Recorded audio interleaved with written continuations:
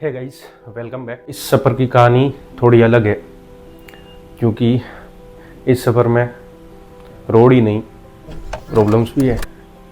जोधपुर से निकला था एक ड्रीम राइड पे और ये पता नहीं था कि आगे क्या होने वाला मेरे साथ। जोधपुर से 200 किलोमीटर नॉन स्टॉप राइड के बाद में जैसे ही गुजरात में एंटर हुआ और सिंगल रोड शुरू हुई, उस रोड पे जाते ही बाइक की चैन खराब हो गई। आखिर जो डर था वो हो ही गया। चैन उतर गई इसकी, मुझे लगा टूट गई। खींचना है? हाँ, ओके। और इतनी ज़्यादा ख़राब हुई कि पॉसिबल नहीं है कि वो टिक पाए। चैन तो वापस चढ़ा दी, लेकिन हाथ हो गए ग्रीस वाले, सारे ही काले हो गए। उस भाई के भी हो गए थे, उसने भी चैन को पकड़ के रखा था थोड़ा। तो बढ़िया बंदा था भाई। अगर छोटा सा भी खड्डा आता है तो बाइक चैन आराम से निकल जाती है बाहर। फिर वहाँ के लोगों ने मेरी हेल्प की। कुछ भाई लोग मिले वहाँ के जिन्होंने खुद बाइक को काफ़ी ज़्यादा ठीक किया कि अगले 80 किलोमीटर तक मेरी बाइक एक बार भी चैन नहीं उतरी।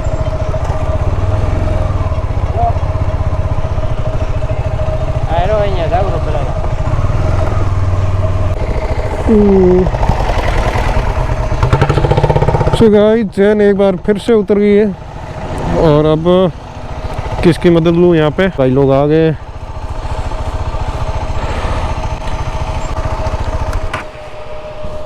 चैन उतर गई। चैन उतरी है। अच्छा, उतर वाला खींच वाला ट्रेन में आ रहा है तेरे पास यार, बाइक ना पड़ेगी हाथ उठा। उन भाइयों का बहुत बहुत धन्यवाद जिन्होंने मेरी वो बाइक ठीक करने में मदद की और मुझे रास्ता बताया। अगर मैं उनके बताए रास्ते पर नहीं जाता और गूगल के मैप के हिसाब से जाता तो अगले 200 किलोमीटर तक मुझे ना तो होटल मिलती, ना ही किसी की सहायता मिलती अगर कुछ भी प्रॉब्लम होती। तो भाई ने बताया कि हाईवे से जाओ तो आप राहपर तक पहुंच जाओगे, वहाँ जाके रुको, होटल मिल जाएगी और फिर मॉर्निंग में आप बाइक तैयार करवा के आगे जा सकते हो। तो वीरान पड़ा है ये, सब रिसोर्ट है। यहाँ पे रूम मिला है मुझे, बड़ी मुश्किल से पहुँचा हूँ मैं यहाँ। बार बार चैन उतर रही थी, बार बार उतर रही थी। ये रूम ऐसे बना रखे हैं इन्होंने। तो गलती इसमें मेरी है कि मैंने हमेशा 2 बार बाइक चेक करवा के लेके जाता था कि कुछ भी प्रॉब्लम होनी नहीं चाहिए। क्या है कि यहाँ से पूरा तैयार करके लेके जाते हैं बाइक को, आगे होगा तो फिर देख लेंगे। लेकिन मैं पहले से ही ख़राब ही लेके निकला, मतलब चैन ख़राब थी, मुझे पता था। मुझे लगा 400-500 किलोमीटर निकाल लेगी और मैं फिर नहीं डलवा लूँगा। लेकिन यहाँ आते ही 300 किलोमीटर पर ही चैन पूरी लूज हो चुकी, पूरा ख़त्म है। अब बस चैन को ऐसे ही हाथ से वापस चढ़ा दो, उतर गई, हाथ से वापस चढ़ा दो, इस तरह से चल रही है। कल मॉर्निंग में देखते क्या होता है। वो हबीबुल्ला भाई आ रहे हैं, वो निकलेंगे सुबह 4 बजे बोल रहे हैं निकलेंगे। उनके वहाँ से 200-250 किलोमीटर है तो वो जल्दी आ ही जाएंगे शायद, कितने टाइम आए। और फिर आगे का प्रोग्राम देखूँगा मैं। धोलावीरा रोड टू हेवन जाऊँगा या नहीं जाऊँगा, बाइक को लेके ही जाऊँगा तो वो बोल रहे हमारे साथ चल लेना हमारी बाइक पे।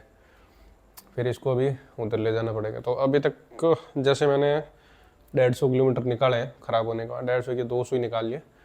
तो उसी तरह से कल भी धोलावीरा रोड टू हेवन जाएंगे और फिर वापस गाड़ी में डाल के लेके जाऊंगा आगे। इस राइड के लिए मैं बहुत टाइम से सोच रहा था निकलने का, लेकिन कोई छोटे मोटे काम की वजह से निकल नहीं पा रहा था मैं। कल परसों रोड मैप बनाऊंगा, ये होगा वो होगा, ऐसा था। लेकिन एक दिन मैंने सोचा आज निकल ही लूँगा मैं, अब जो होगा देखा जाएगा। यहाँ से अहमदाबाद जाऊँगा और वहाँ से मैं चैन ठीक करवा लूँगा और फिर आगे जाऊँगा। लेकिन मैंने सुबह उसका उल्टा किया, मैं डायरेक्ट अहमदाबाद जाने की बजाय रोड टू हेवन के लिए निकल गया और ये दिक्कत झेलनी पड़ी मुझे। मैं किसी तरह राहपर पहुंचा और राहपर पहुंचने के बाद में सुबह राजकोट से 2 दोस्त आ गए अपने, भाई लोग आ गए हैं और फिर उनके साथ उनके पास भी 2 बाइक थी। तो मैंने कहा चलो अब तो और उतनी ज़्यादा टेंशन नहीं है, तीनों भाई साथ हैं तो फिर डरने की क्या बात है। ऐसा करके हम चले गए उसी प्रॉब्लम वाली बाइक को लेके रोड टू हेवन। गाइस रापर से अभी हम निकल रहे हैं, दोनों भाई आ गए थे, सब रेडी हो गए, निकल रहे हैं यहाँ से रोड टू हेवन। मेरी बाइक में वही अभी दिक्कत है और फिर भी निकल रहे हैं। मैं वैसे भाई ने बोला था कि मेरी बाइक पे आ जाओ, इसको छोड़ देते हैं यहीं पे, अगर ज़्यादा इशू है तो एक पे ही चल लेंगे, लेकिन मैंने कहा नहीं, मेरे पास जो ड्रोन कैमरा वगैरह सारा कुछ, मतलब मुझे जाना तो इसी बाइक पे है ना, तो मैं इसी बाइक से करूँगा, जो होगा साथ में है देख लेंगे और धीरे धीरे जाके वापस आ जाएंगे। मुझे तो भाई है ना थोड़ी देर में प्यास लगे जा रही है, लेकिन दोनों भाई ने रोज़ा रखा है तो पानी वगैरह कुछ भी नहीं ले रहे हैं।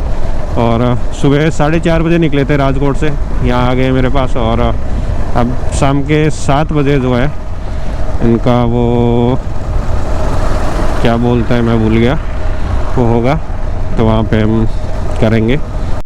दोनों साइड का कितना डिफरेंट व्यू है ना।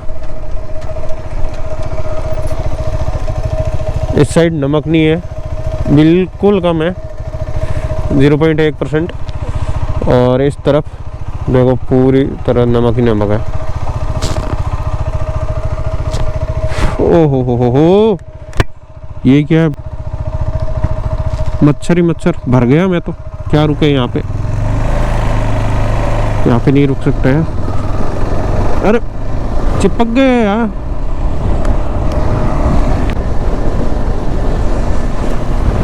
यही क्या है, इतने ज्यादा मच्छर।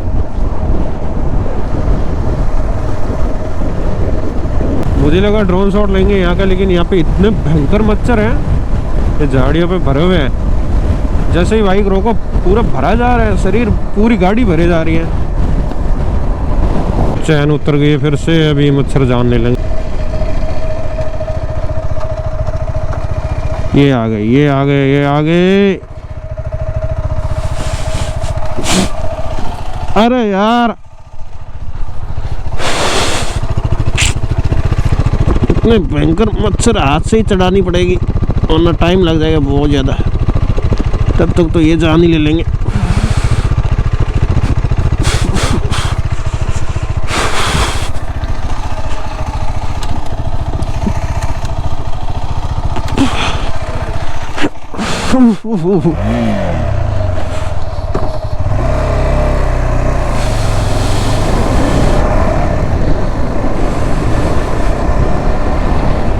अच्छा, ये बहुत ख़राब है यार, ये बहुत ही ज़्यादा ख़राब है। मतलब गाड़ी रुकी नहीं, 10 की स्पीड में थी, तभी मच्छर भरने शुरू हो गए गाड़ी में। ठीक है, रोड के नीचे है, कहाँ से आ रहे हैं पता नहीं, लाखों की तादाद में आ गए एकदम ही गाड़ी रुकते ही। यहाँ से एक रास्ता काला डूंगर, वाइट रन और भुज की तरफ जा रहा है, और नारायण सरोवर की तरफ, और इस तरफ है Dholavira, sunset point, fossil park और हेलीपैड। हम लोग पहले धोलावीरा जाने के सोच रहे हैं। क्या प्लान है, जाना या फिर ये बजट सही है? इसमें ज़्यादा टाइम तो लगेगा नहीं ना, टाइम तो ज़्यादा नहीं लगने वाला। धोलावीरा 5 किलोमीटर है, तो देख लेते आए हो तो देख के ऐसे चले जाते, फिर सीधे निकल जाएंगे। कैसा करना है, चला जाना है? इधर देखने में कितना घंटा भर का टाइम है, पहले चल रहे हैं। चलो तुमने 5 किलोमीटर वही तो, देख लेते हैं, जमाना आया है। हाँ। 5 किलोमीटर वही तो। आज ये हेरिटेज साइट पर जाना था हमको, संडे को बंद रहता है ये हेरिटेज साइट। तो अभी हम चलते हैं रोड टू हेवन की तरफ, और आगे काला डूंगर जाने का विचार है। क्या पता जाएंगे ना जाएंगे, लेकिन प्लान है ऐसा, तो जाएंगे। भुज 125 किलोमीटर।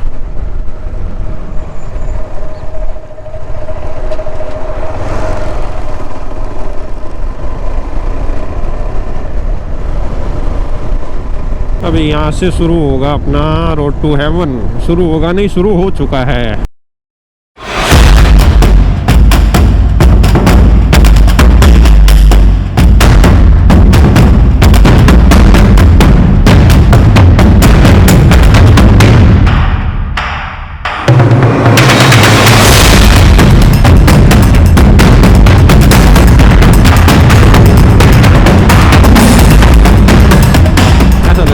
समुंदर के बीच में आ गए। वो जो वहाँ पे है ना रामेश्वरम में, साइड में समंदर और बीच में रोड, बिल्कुल वैसा ही। हाँ, उस समुंदर का व्यू थोड़ा अलग है, यहाँ का अलग है। यहाँ पे पानी स्थिर है और वहाँ पे लहरें आती रहती है और साथ में मिट्टी भी आती है बहुत ज़ोर से। तो वहाँ पे तो मिट्टी लगती है बहुत ज़्यादा ज़ोर से। यहाँ पे एकदम सुकून वाला है, ठंडी हवा आ रही है आराम से और चलने में बहुत बढ़िया लग रहा है भाई। यहाँ पे जहाँ कहीं भी अगर थोड़ी देर के लिए खड़े हो जाओ ना, तो फिर पता नहीं अजीब अजीब प्रकार के वो मच्छर मक्खियाँ आने लग जाते हैं, भरने लग जाते हैं यहाँ पे। ये एक बड़ी प्रॉब्लम है, मुझे इनसे लगता है डर। पता नहीं कपड़ों में भर जाते हैं, हेलमेट में घुस जाते हैं, तो गाड़ी पे बैग पे हर जगह आ जाते हैं। रोड थोड़ी छोटी है, मतलब जो ये रोड है छोटी है, बाकी साइड में यहाँ पे जगह बहुत है, पार्किंग वगैरह का कोई इशू नहीं है। लेकिन ना रोड बहुत बढ़िया बनाई है।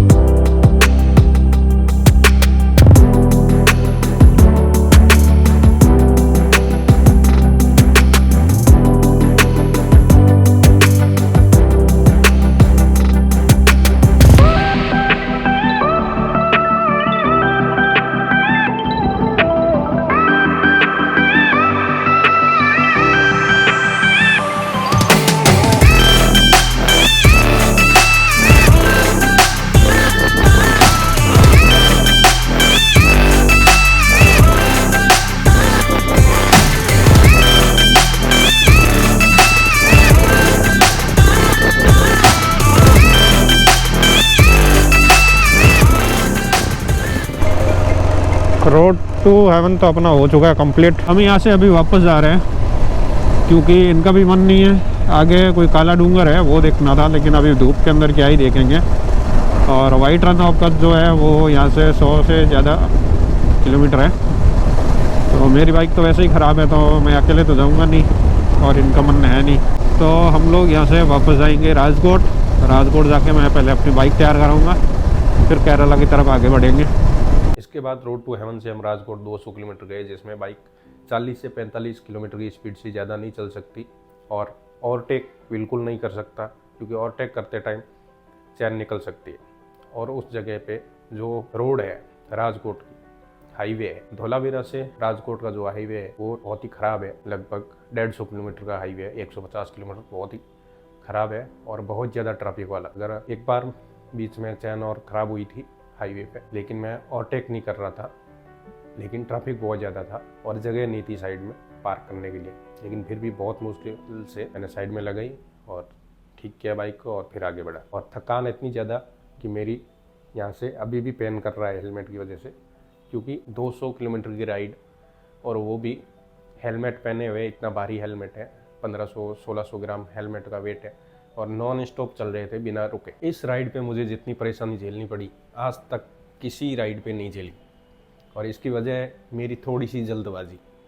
अगर मैं थोड़ी सी जल्दबाजी नहीं करता, 2 दिन और रुक जाऊं, तो मुझे ये परेशानी कभी नहीं होती।